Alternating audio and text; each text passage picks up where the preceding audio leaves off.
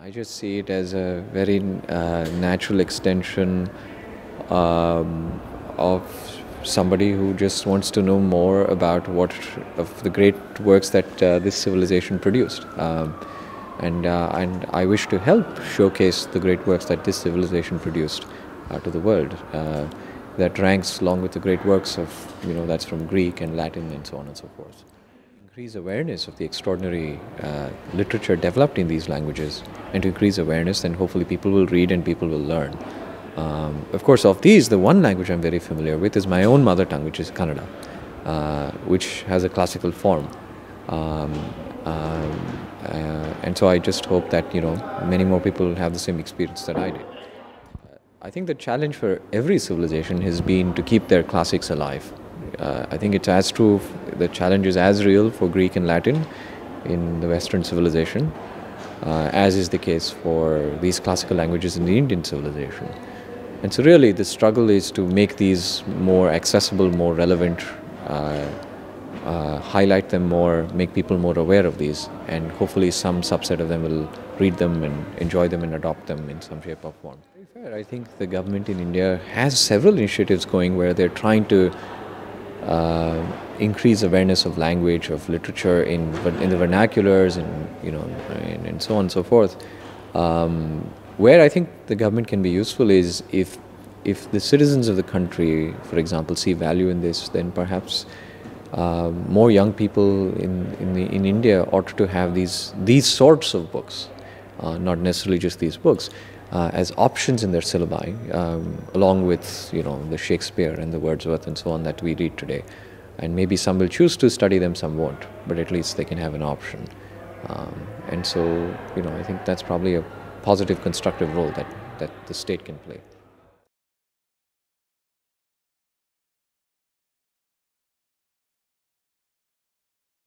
I was trained as a classical scholar, so I studied Greek and Latin up until the time I was about 19 or 20, and I was introduced to Sanskrit at Harvard University, and I was very fortunate to have a teacher of great eminence and high seriousness, Daniel Ingalls.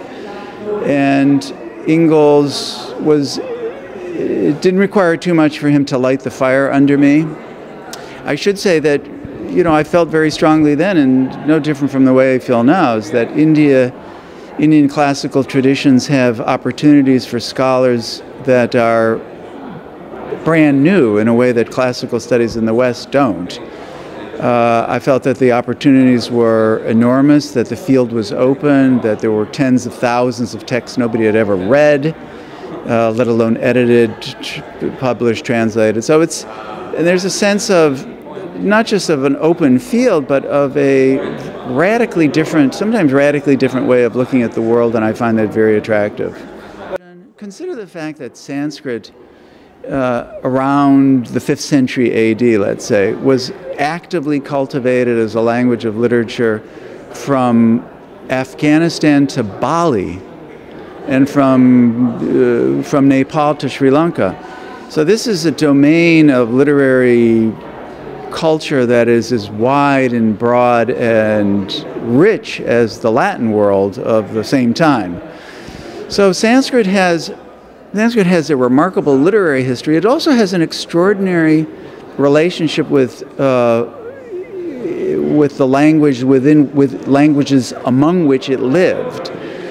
That's to say the regional languages of India: Tamil, Kannada, Malayalam, Punjabi, Hindi, Kashmiri, all the way to Bengal. These relationships are very historically fascinating, sometimes love relationships, sometimes hate relationships, but by any measure, extraordinarily dynamic and historically fascinating. Sanskrit was the force that often enabled regional languages to achieve literary existence. And the whole complex of South Asian literary culture, Sanskrit and all the regional languages and Persian and its sister languages, I think combined to produce the most complicated language order in world history.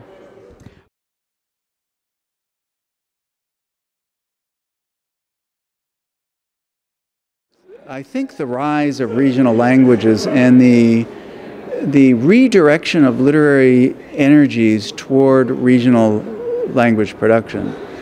So, for example, by the 18th century, the great literary language of North India was really Hindi. Actually, it was Braj Bhasha in the West and Awadhi in the East. Those languages, to a large degree, displaced Sanskrit as the core literary language of the North. And in the South, it was really Telugu and Tamil, and to some degree Kannada, and later on Malayalam. Now, the point is that Sanskrit literary and intellectual production didn't cease, but energies were redirected elsewhere. Now, the more complicated question is the fate of Sanskrit in modern India. I would say 3 generations ago, you could list, and it would be a long list. You could develop a long list of scholars of world-class excellence who worked on Sanskrit. P.V. Kane, S.K. Day, V. Raghavan, from all over India. Men who participated in the World Republic of Scholarly Letters. Now, the really interesting question is, where are the successors of V. Raghavan, S.K. Day, P.V. Kane, and so on? That is the really hard question. And in my view, the people of India need to ask themselves this question and need to find a good response and to act on that response. There are areas in which one could legitimately ask, is there a place for the government of India to think about the rehabilitation of classical studies?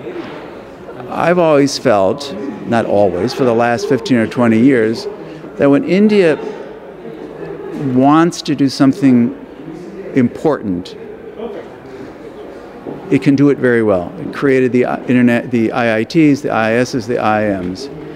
You could ask whether there shouldn't be an Indian Institute for the Classics, an IIC, for example, that would attempt to achieve the same level of world excellence as, say, an Indian Institute for Science. The key thing is that the government, as everywhere else, the government hand has to be as light as possible. The project would have to be as inclusive as possible. Indian Institute for Classics means Sanskrit, the regional languages, Persian, Arabic, and so on. All of the great languages that contributed to this amazing pool of literature and thought in the pre-modern period.